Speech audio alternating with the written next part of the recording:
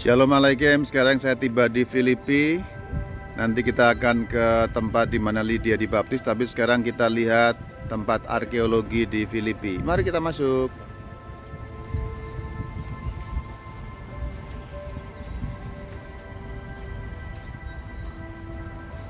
Nah, ini tempat masa lalu Filipi. Filipi sebuah kota pra-Kristen. Jadi sejarah Filipina nanti akan kita ketahui di tempat ini. Tempatnya bagus, tamannya bagus sekali, hijau, langitnya sangat biru.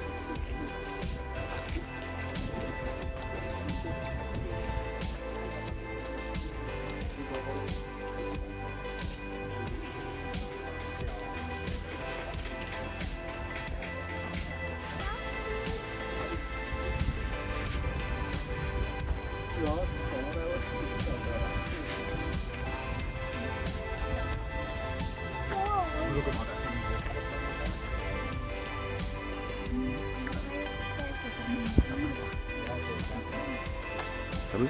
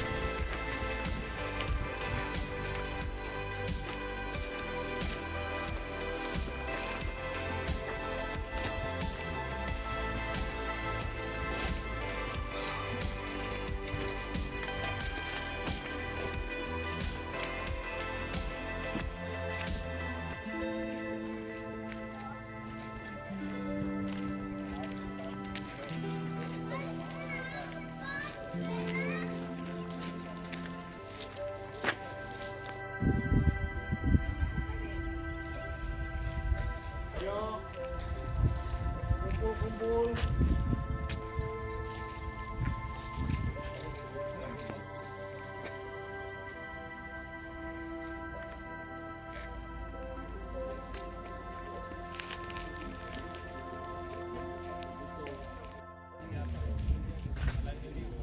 Saya ada di Filipi, dan Filipi ini kota tua di Yunani. Filipi mengambil namanya dari nama pendirinya, yaitu Philip atau Philippos atau Philippus. Ya, terutama Philip II yang merupakan ayah dari Alexander Agung. Ini kota yang dibangun oleh ayahnya Alexander Agung, meskipun dia nggak pernah tinggal di sini. Dia ke sini membangun amphitheater atau arena karena juga di dekat sini ada tempat tambang emas pada zaman Alexander Agung. Itu abad keempat sebelum Masehi ya, tahun 300-an sekian, Alexander Agung yang nanti akhirnya menaklukkan berbagai macam tempat. Yuk kita lihat keliling bagaimana kota Filipi ini yang nanti juga didatangi oleh Rasul Paulus. Kita nanti lihat tempatnya Lydia dibaptis, tapi sekarang kita akan lihat dulu bagaimana amphitheater di Filipi ini. Begini ya.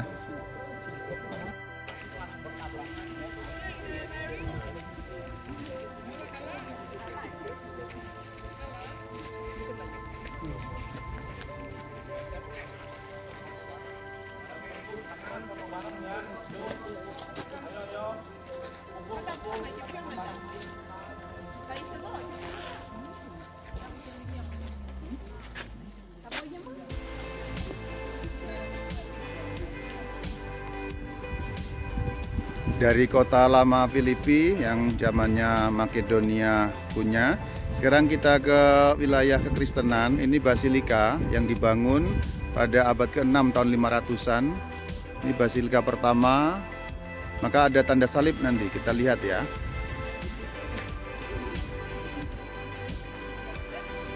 Nah, di sini ada tanda salib. Ini basilika. Dan rupa-rupanya basilika ini runtuh karena gempa bumi. Jadi Filipi sering dilanda gempa bumi, bahkan tercatat dalam Alkitab ada gempa bumi. Nanti kita dalami mengenai itu. Nah, rupa-rupanya di basilika ini itu ada beberapa batu yang masih bertahan. Salah satunya adalah batu marmer dengan tanda salib di sana. Bagus sekali, langitnya juga sedang biru. Ini tembok-tembok basilika ada di sini. Nah, kemudian karena gempa bumi runtuh, dan kalau kamu lihat di sebelah-sebelah sana masih ada batu-batu dengan tanda-tanda salib.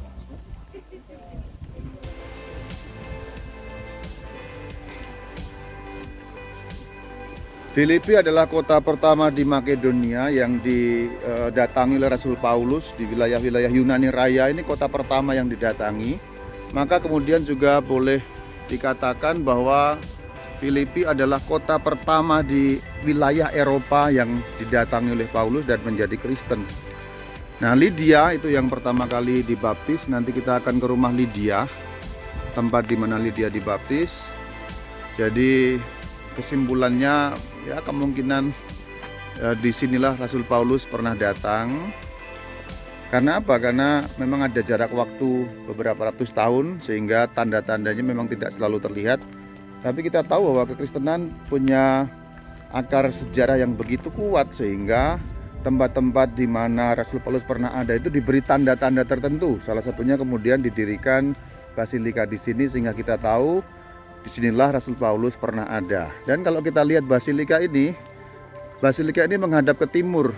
Nah, ini sekarang saya menghadap ke timur, itu tadi pilar basilikanya. Dan matahari ada di sana persis, saya sorot matahari. Nah, itu matahari. Hai matahari. Jadi basilika ini memang menghadap ke timur. Kita tahu bahwa timur itu adalah tempatnya matahari terbit. Matahari terbit itu simbol Kristus. Jadi matahari terbit itu simbol Kristus. Kristus adalah matahari kita, maka menghadap ke timur, doanya berarti menghadap matahari. Sebenarnya sisa-sisa seperti itu masih ada di barat juga, di Roma. Dan kalau dalam bahasa Latin, doa menghadap ke timur itu disebut ad orientem. Ad orientem, itu istilah teknis untuk menyebut kedudukan imam pada saat merayakan misa. Jadi imam merayakan misa dengan menghadap ke timur. Kita ingat loh, pada zaman kuno, semua gereja apostolik itu imamnya menghadap bersama dengan umat. Sampai hari ini, gereja-gereja Katolik Timur, kemudian gereja Ortodoks, imamnya masih menghadap sama dengan umat. Yang kalau di Indonesia itu sering diistilahkan dengan istilah yang agak peyoratif, imamnya membelakangi umat. Bukan begitu ceritanya. Secara peyoratif untuk semacam mendiskreditkan posisi itu, kadang-kadang disebut bahwa imam membelakangi umat. No, tidak begitu. Karena apa sih? Semua gereja kuno yang apostolik, bahkan sampai hari ini, imam itu menghadap arah yang sama dengan umat. Jadi bukan imam membelakangi umat, tapi imam memimpin umat menghadap ke timur. Maka doanya disebut ad orientem. Nah tadi itu yang kita lihat kejauhan basilika menghadap ke timur. Sekarang kita sudah tahu ya ad orientem ya. Nah dalam ritus Latin ad orientem itu masih umum sebenarnya. Kalau gereja-gereja di Eropa, nah kita tahu itu masih banyak yang ad orientem. Sekarang kita akan ke penjaranya Rasul Paulus. Nah ini masih ada. Nah ini Prison of Saint Paul. Ini penjaranya Rasul Paulus.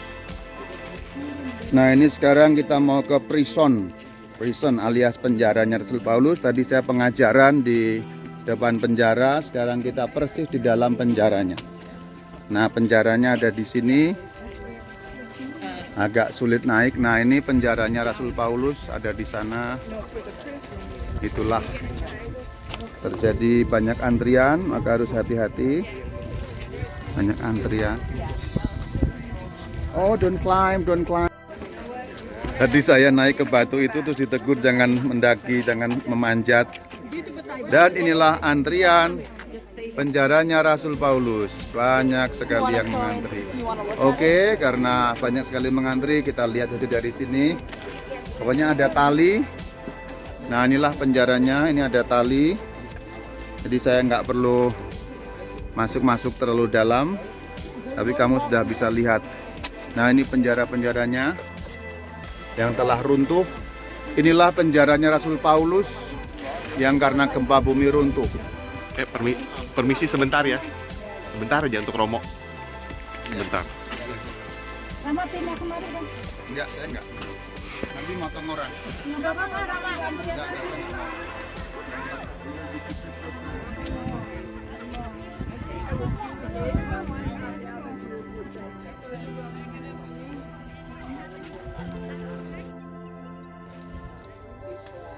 Nah itu banyak sekali yang menuju ke penjara Rasul Paulus.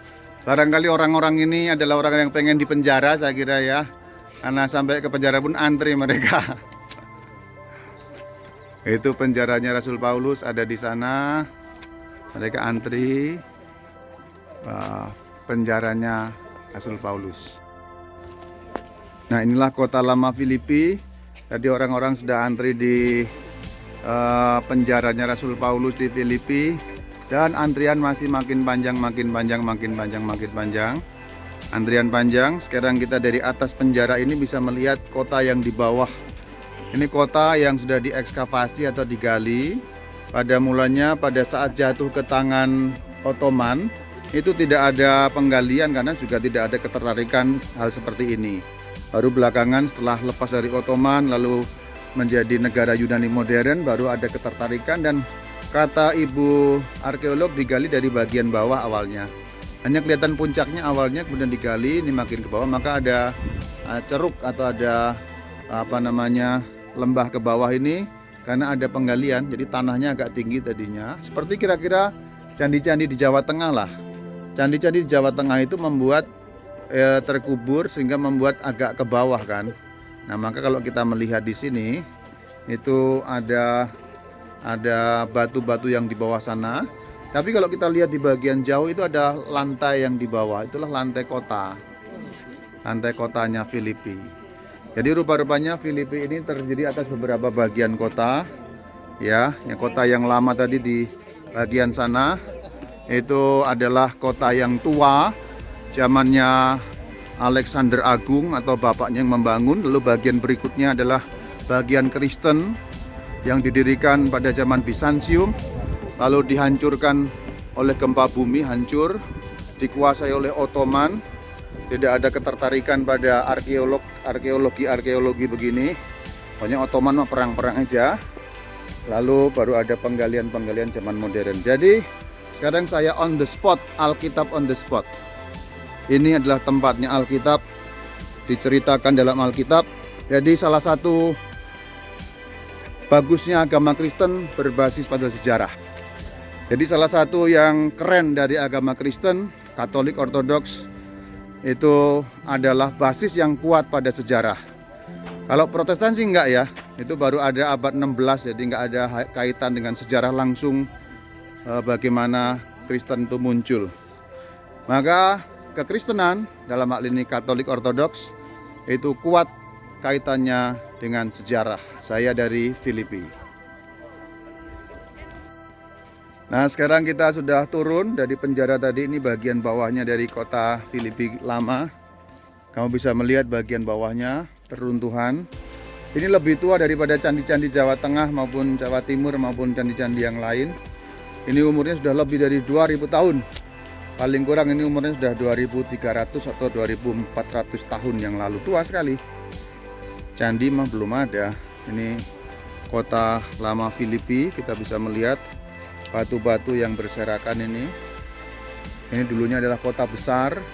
Pada masanya itu dihuni 20.000 orang kira-kira. Pada masa kuno kota itu cuma 1000-an paling ratusan. Di kota yang dihuni 2000-an, 20.000 orang itu kota yang besar sekali. Yang kita lihat ini adalah basilika kedua di Filipi, tapi belum pernah dipakai. Itu kemudian runtuh karena atapnya runtuh. Akhirnya disimpulkan itu tanda dari Tuhan, jangan dibangun. Jadi ini kesimpulan orang-orang pada waktu itu, Tuhan tidak menghendaki ada basilika kedua di situ, jadi nggak jadi digunakan. Itu basilika yang nggak pernah dipakai.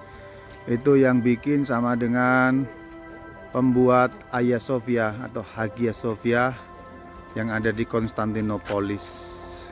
Dan bagian tengah ini adalah jalan yang dibangun oleh pasukan Romawi. Tadi saya baca inskripsinya, ini tempat latihan militer rupanya, Militia Cohortis. Jadi di bagian sana itu ada inskripsi atau prasasti masih asli dari 200 tahun sebelum Kristus. Wow, tua sekali. Dan di kejauhan ada pegunungan, indah sekali tapi dingin sekali. Anginnya bertiup dan menjadi dingin. Kita lanjutkan perjalanan di Filipi.